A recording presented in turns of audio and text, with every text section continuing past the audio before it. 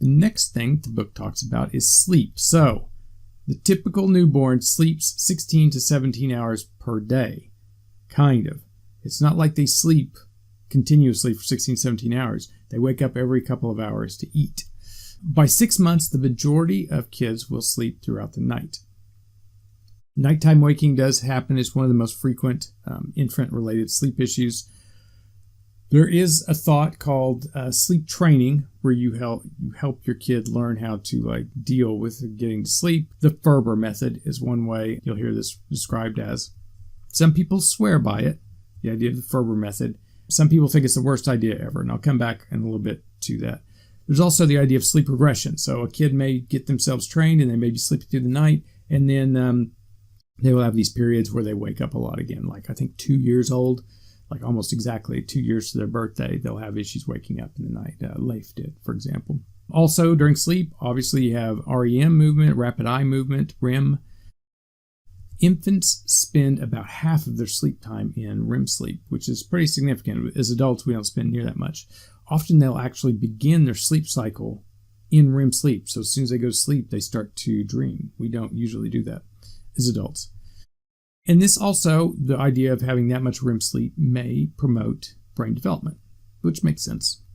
Some research has shown, so this is one of the reasons sleep is super important throughout the entire lifespan, but it's also important as a kid. More sleeping at night, the kids had better executive function at age 4. So already the amount of sleep they're getting is affecting how they are developing. It improves daytime alertness, improved learning. This is what the research showed. Poor sleep led to language delays, and poor sleep at age 1 was linked to more behavioral problems at age 3 and 4. They had more emotional dysregulation. So again, sleep, super important. Sleep is also probably going to be related to memory consolidation. Yeah, when we sleep, we have memory consolidation. Basically, the things that happen to you in the day kind of get compressed and put into the long-term memory when you're sleeping. And so I can see them needing a lot of memory consolidation because everything they're involved in is completely new to them. For us, a lot of the days kind of become fairly similar to the day before, but for them, they're experiencing all these new things. On the sleep training, a couple different things.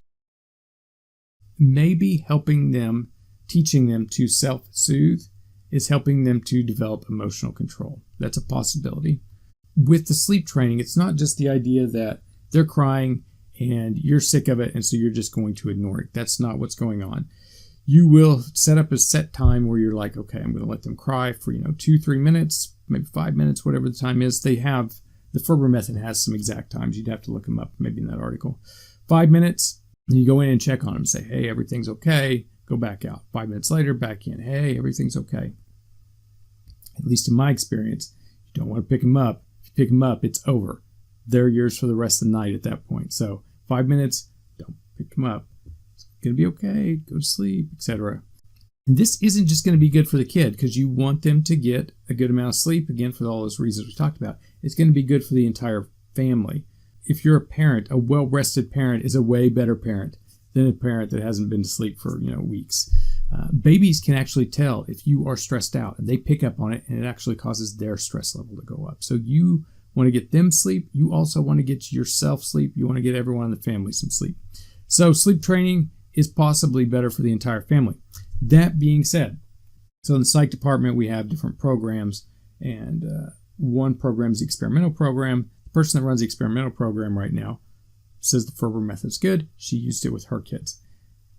I saw a discussion that she had with the department head over Facebook, and the department head was not that big on the Ferber Method. So the reason I'm mentioning this is that in this type of research, in lifespan developmental research, there can be differences of opinion. So you can look at the same data and you can come up with different ideas. So the Ferber Method is definitely something that some people find useful, and then there's some people that find it to be, I don't want to go as far as to say cruel, but they don't think that it's appropriate to use that.